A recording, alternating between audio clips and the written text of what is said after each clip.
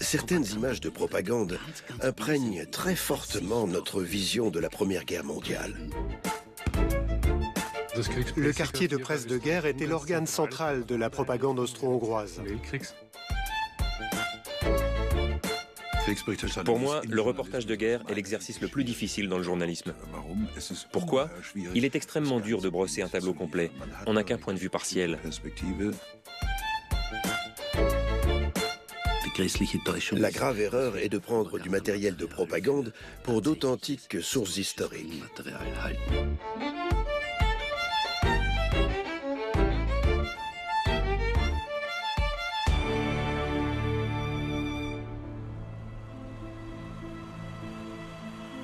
Août 1914. Une société entière est prise d'une ivresse patriotique. L'euphorie de la guerre gagne jusqu'aux élites. L'armée austro-hongroise en tire profit. Elle rassemble intellectuels, écrivains et artistes pour en faire les porte-voix de sa propagande. Parmi eux, Robert Musil, Alfred Polgar, Franz Werfel, Egon Erwin Kisch, Stefan Zweig et bien d'autres. Thomas Roth a été journaliste de guerre en Afghanistan, en Libye, en Tchétchénie et en Géorgie.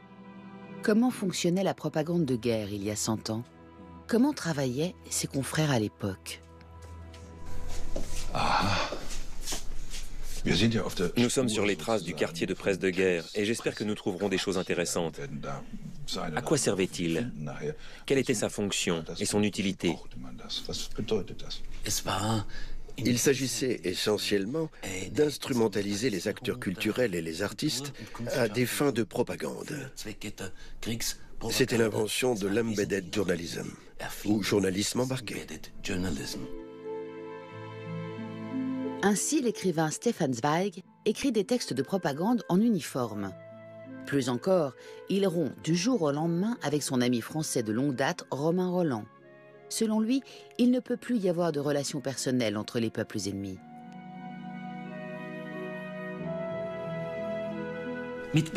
L'Allemagne doit maintenant taper des deux points, à gauche et à droite, pour s'arracher à la double étreinte de ses adversaires. Chaque muscle de sa formidable force populaire est tendu à l'extrême. Chaque nerf de sa volonté frémit de courage et d'assurance.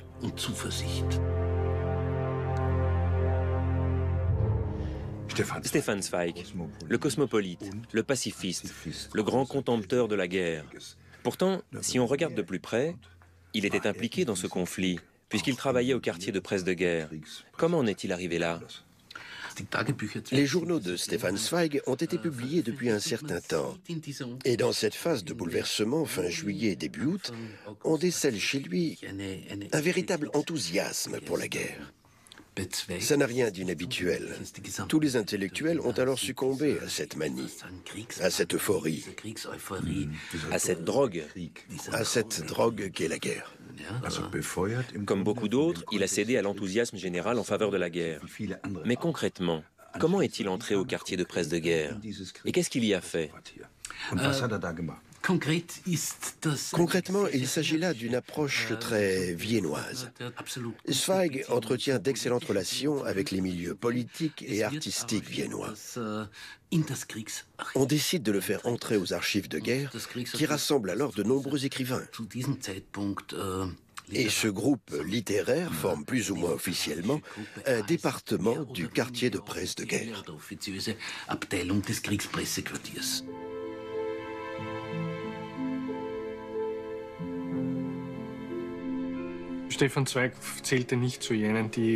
Stefan Zweig n'avait pas de responsabilité importante au sein du groupe littéraire. Comme toutes les personnes de son rang, il a travaillé sur diverses publications. Je laisse à d'autres le soin de juger si cela relève d'un patriotisme exacerbé et dans quelle mesure ses propos et ses activités sont bellicistes. Tout cela, selon moi, est discutable. Nous avons ici un formidable exemple. Zweig est un de ces faussaires de héros, de ces écrivains qui inventent des histoires de héros sur le front. On les appelait des faussaires de héros? Tout à fait. Vraiment? C'est un point très intéressant. Le mot faussaire est à entendre ici au sens d'enjoliveur, c'est-à-dire quelqu'un qui amplifie la réalité. Un faussaire de héros. Quelqu'un qui en fait quelque chose de grandiose, qui crée un récit héroïque. Dans cette histoire, par exemple, on peut lire que le protagoniste a dû se cacher derrière des rochers. C'est un tyrolien et visiblement, il a réussi à survivre sans eau ni nourriture. Mais ici, Zweig écrit qu'il faisait partie de ces vieux tyroliens qui préféraient mourir 7 fois plutôt que d'être fait prisonnier par les Italiens. C'est ça. Voilà, exactement. C'est ce qu'on demande à Zweig. Il doit intégrer ce genre d'éléments dans son récit pour lui donner une tonalité patriotique et impérialiste.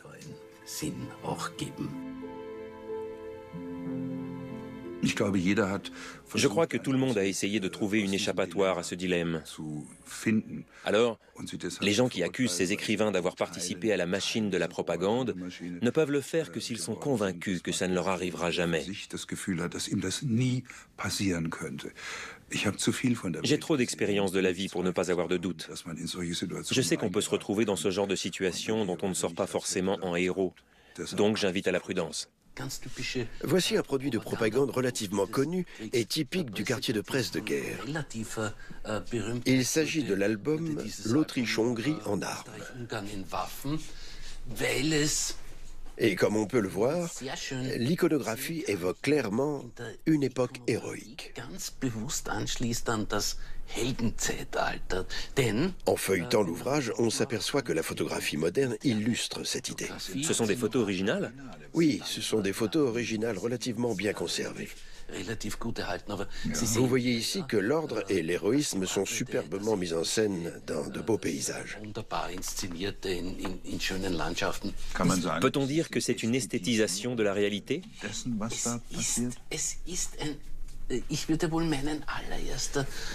En fait, je dirais même que c'est la toute première tentative d'esthétisation de la violence collective qui est associée au martial, au chevaleresque, au beau.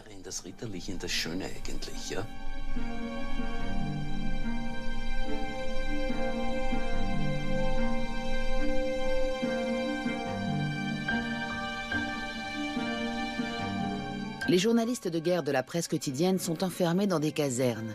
Ils ne peuvent sortir que sous escorte, et en général, loin du front.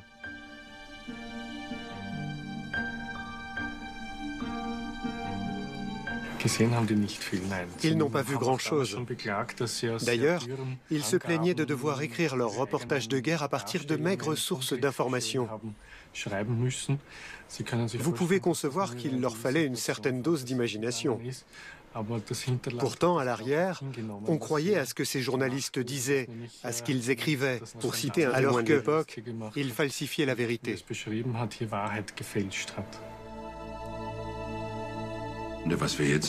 Ce qu'on voit ici ressemble à une conférence de presse, telle qu'il y en a sans doute encore aujourd'hui. Les journalistes se trouvent en bordure de la zone de conflit. On leur dit ce qu'ils doivent écrire et on leur communique les informations nécessaires. Ici, en gros, on travaille sur la présentation des informations, la façon dont elles doivent apparaître dans les quotidiens. Je dirais que c'est une photo très intéressante si on veut illustrer la naissance de l'embedded journalism, du journalisme embarqué. Tous les belligérants tentent d'instrumentaliser les journalistes. Tous. Leur seul et unique objectif est de gagner la guerre sur le champ de bataille. En tant que reporter, il faut être conscient qu'on fait toujours partie de cette machine, tant qu'on travaille pour elle. On reçoit de fausses informations qui sont diffusées et relayées pour influencer éventuellement l'ennemi. Avec la numérisation et la possibilité pour les belligérants de produire eux-mêmes des images, le danger n'est pas devenu moins important, mais sans doute plus subtil.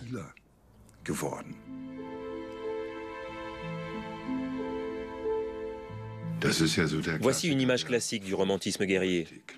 L'accordéon, les chansons. Tout va bien. Je pense que ce sont les sujets centraux que le quartier de presse de guerre devait traiter.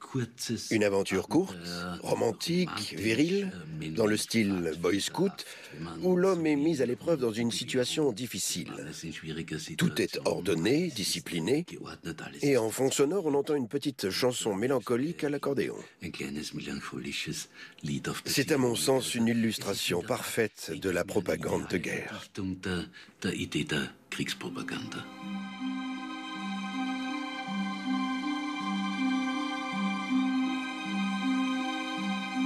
Egon Erwin Kisch choisit lui aussi de devenir journaliste de guerre.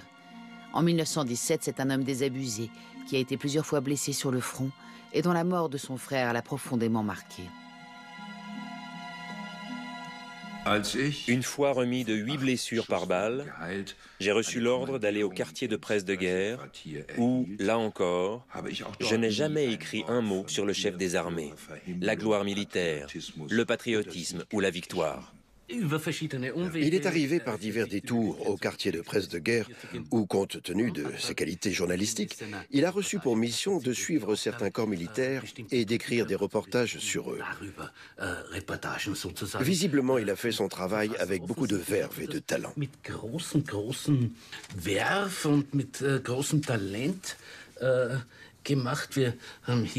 Nous avons ici le rapport numéro 201 du 21 juillet 1918 qui dit « Le lieutenant Kisch possède un style brillant.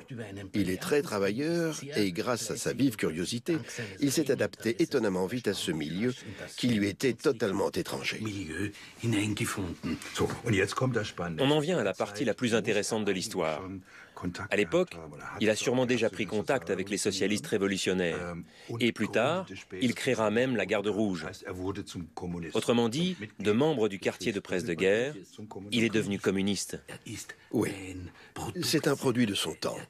Il se donne des allures d'aventurier, ce qu'il est d'ailleurs. Il se considère comme un marxiste révolutionnaire, mais ça ne l'empêche pas d'écrire en parallèle des reportages de propagande sur l'armée austro-hongroise. Egon Erwin Kisch joue parfaitement son double jeu. L'état-major ne se doute pas que le journaliste qu'il envoie sur les bords de l'Adriatique en juin 1918 est depuis longtemps un activiste clandestin. Peu avant la fin du conflit, il reçoit même une décoration militaire pour ses loyaux services.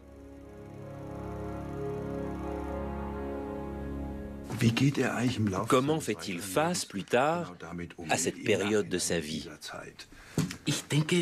Je crois que malgré toute la fureur anti-guerre qui sévit, comme Kisch l'écrit souvent, l'image du guerrier viril et chauvin s'impose.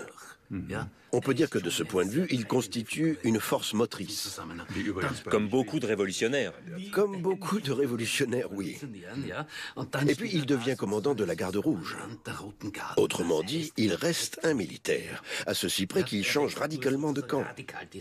Il n'est pas un de ces sociaux-démocrates prêts à tous les compromis. C'est véritablement une figure virile. Il fait ce qu'un homme est censé faire, à savoir la révolution.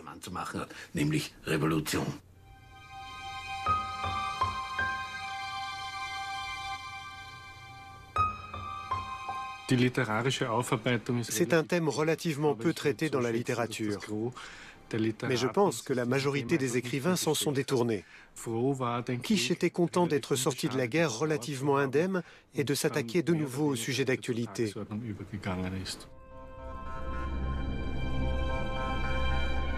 Au quartier de presse de guerre, les peintres constituent le groupe professionnel le plus important en nombre. Au total, 275 artistes réalisent plus de 8000 toiles et dessins pour l'armée entre 1914 et 1918.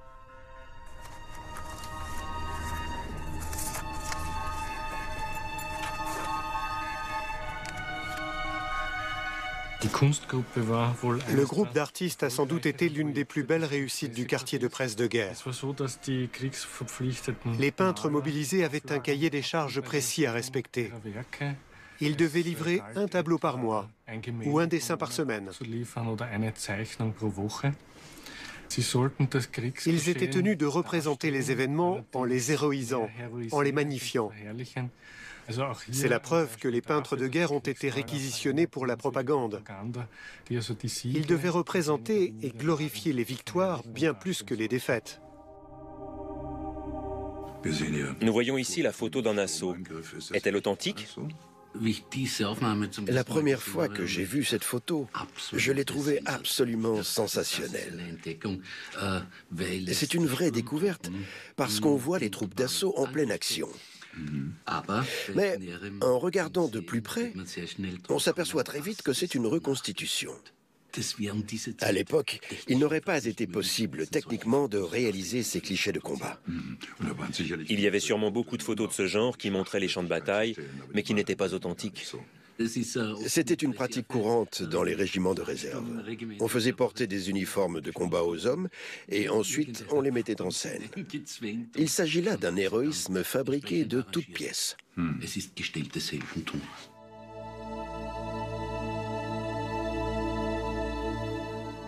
Ici, on voit pour la première fois des victimes. Est-ce authentique ou non? C'est inhabituel dans la photographie de propagande. Ça indique que le nombre de victimes avait très fortement augmenté. C'est une reconstitution. On doit dire qu'il y a des victimes, et c'est une nouveauté. Mais on ne les présente pas telles qu'elles sont vraiment sur le front, à savoir déchiquetées, lacérées, dans un état épouvantable. Et dans leur position de victime, elles ont perdu toute dignité humaine. Par exemple, ce soldat est impeccablement habillé. L'uniforme lui va parfaitement. Dans une guerre, il y a des victimes. Et on sent une réelle évolution de la propagande. Il ne s'agit plus d'un héroïsme pur ou d'expérience virile à la manière des Boy Scouts. On voit les victimes apparaître à l'image, sous une forme ou une autre. Ça marque donc, selon moi, un changement net.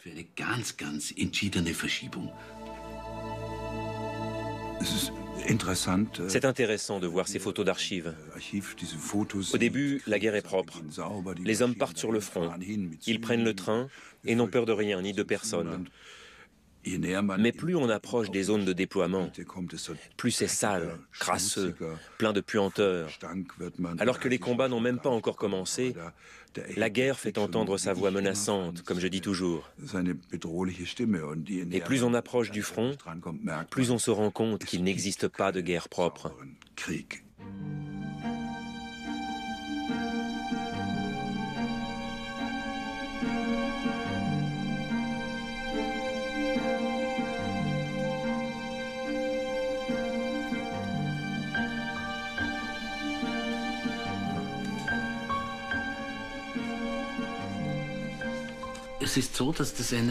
L'un des premiers projets clés du quartier de presse de guerre était de dresser la liste complète des héros morts, des fils de la nation tombés au combat. On s'y met dès le début de la guerre. C'est une petite publication, comme on le voit. Elle s'appelle « Sur le champ d'honneur ». Et ici, il y a... Le nom, la photo. Le nom, une courte biographie.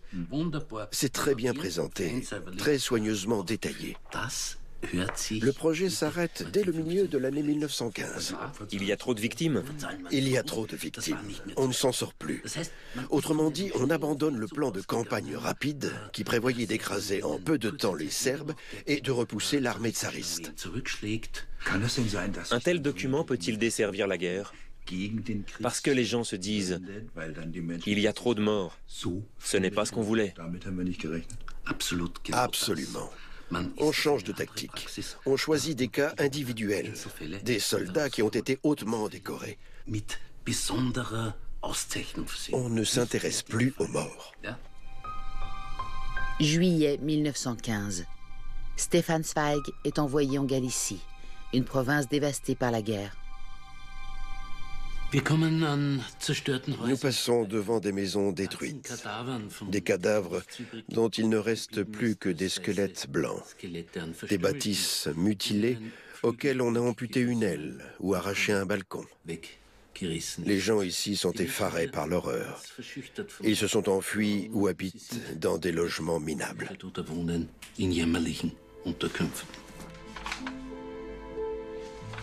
Stefan Zweig devient pacifiste. Il continue à écrire de la propagande, notamment pour la revue Donna Holland, mais il veut surtout partir de Vienne. Nous avons un document sur les requêtes que Zweig a adressées pour participer à des séries de conférences en pays neutres, en Suisse et en Suède. Il veut s'éloigner de la guerre. Il veut tourner le dos à la guerre et à son travail de propagande. On trouve les requêtes de Zweig, mais aussi la position de la légation austro-hongroise en Suisse, notamment dans ce commentaire. Je suis conscient depuis longtemps que M. Zweig est un tir au flanc. C'est ce qu'écrit le fonctionnaire. Oui, on voit que Zweig prend ses distances avec la guerre. Alors, bien sûr, dans la langue militarisée de l'époque, il ne peut être qu'un tir au flanc. Comment un homme qui est un pacifiste convaincu fait-il face à cette période de sa vie, à cette zone d'ombre ? Je pense que Zweig a trouvé une tactique assez judicieuse pour tirer son épingle du jeu. Il a choisi la résistance passive. Il ne va pas sur le front. Bien sûr, c'est d'abord une stratégie de survie, mais on peut se dire qu'il ne participe pas à la machine à tuer justement en faisant du travail de propagande.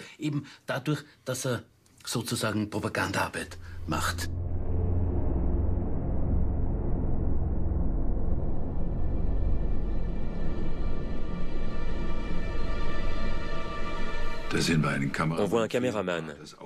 Le cinéma était un média émergent, mais à l'évidence, ces images n'ont pas pu être prises sur le champ de bataille. C'est précisément le problème que pose ce nouveau média. Les caméras sont extrêmement lourdes. Donc, on fait des reconstitutions. Des batailles entières sont reconstituées. On installe des affûts perchés pour les caméramans et on rejoue des scènes de la guerre.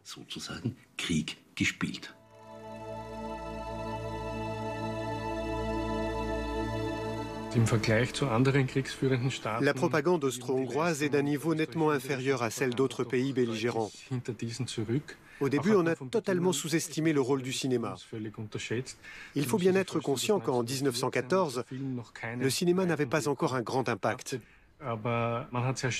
Mais on s'est vite rendu compte que par le biais de ce média, il était possible d'informer et de mobiliser de larges couches de la population.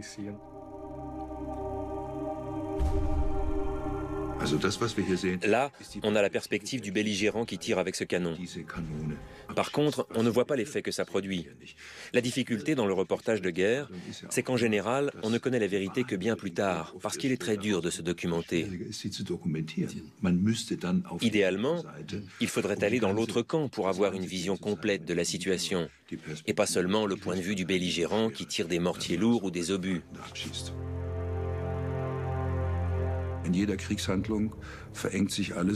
Dans une guerre, tout se réduit à la survie ou à l'ennemi. Et aujourd'hui encore, je constate, pour utiliser une expression un peu rebattue, que le vernis de la civilisation, la couche qui la protège, est bien plus fine que je ne le croyais.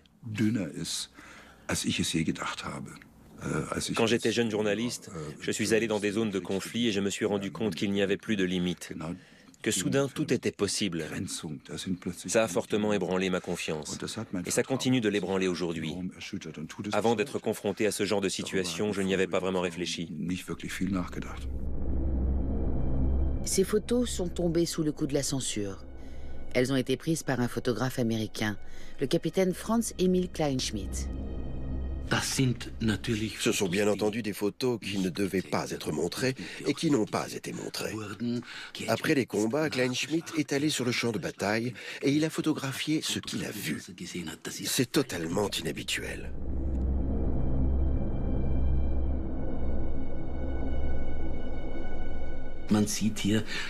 On voit ici des cadavres humains meurtris, déchiquetés, qui ont perdu toute dignité. On ne peut pas le dire autrement.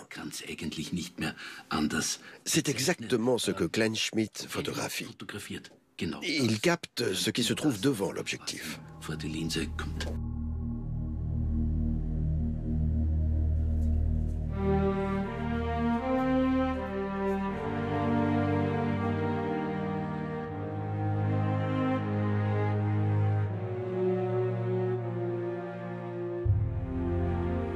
Les documents écrits et visuels du quartier de presse de guerre constituent un immense trésor pour les historiens.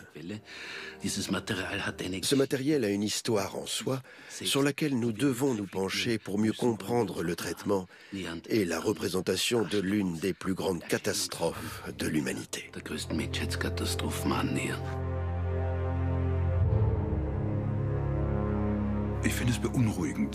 Ce grand effondrement qui s'annonce est d'autant plus inquiétant que rien ne semblait indiquer au préalable qu'il puisse avoir lieu.